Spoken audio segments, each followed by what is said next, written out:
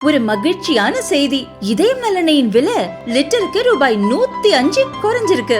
September 2023ல 1 litre இதயம் நலனையின் அதிகபட்ச விலை ரூபாய் 503. ஆனா இப்ப 1 லிட்டர் இதயம் நலனையின் விலை ரூபாய் 398 மட்டும்தான் தமிழ்நாட்டுல. அப்ப இனிமே எல்லாரும் இதயம் நலனை வாங்கலாம் இல்ல? பொள்ளாச்சியில் இளம் பெண்களை கூட்டு பாலியல் வன்கொடுமை செய்து வீடியோ எடுத்து மிரட்டிய கொடூர சம்பவத்தில் குற்றவாளிகள் 9 பேருக்கும் கோவை மகளிர் கோர்ட் சாகும் வரை ஆயுள் தண்டனை விதித்தது. இந்த தீர்ப்பை அதிமுக வரவேற்றுள்ளது.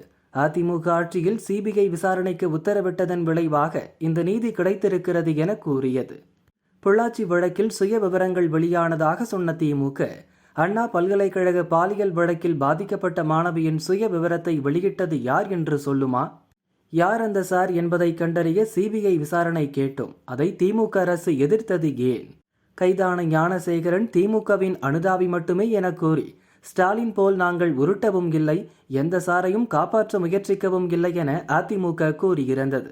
இதற்கு பதிலளிக்கும் வகையில் முதல்வர் ஸ்டாலின் பதிவிட்டார். அதில் பொல்லாத அதிமுக நிர்வாகி உள்ளிட்ட குற்றவாளிகளால் நிகழ்த்தப்பட்ட பெருங்கொடுமைக்கு நீதி கிடைத்திருக்கிறது.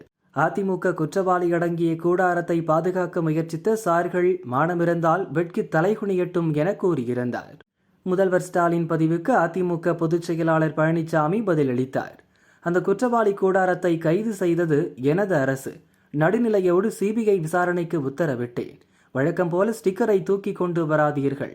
அண்ணா பல்கலைக்கழக பாலியல் வழக்கில் கைதான ஞானசேகரன் வீட்டில் பிரியாணி சாப்பிட்ட உங்கள் அமைச்சர் துணை மேயர் மீது விசாரணை நடத்த துப்பில்லாதது, யார் அந்த சார் என்பதை சொல்லாமல் காப்பாற்றுவது, அண்ணாநகர் சிறுமி பாலியல் வழக்கில் சிபிஐ விசாரணையை எதிர்த்தது, நீட் ரகசியம் என கூறி ஏமாற்றியது, உங்கள் ஆட்சியில் பெண்களுக்கு பாதுகாப்பு இல்லாத நிலை போன்றவற்றுக்கு நீங்கள்தான் வெட்கி தலைகுனிய வேண்டும் என ஸ்டாலினுக்கு பழனிசாமி பதிலளித்துள்ளார்.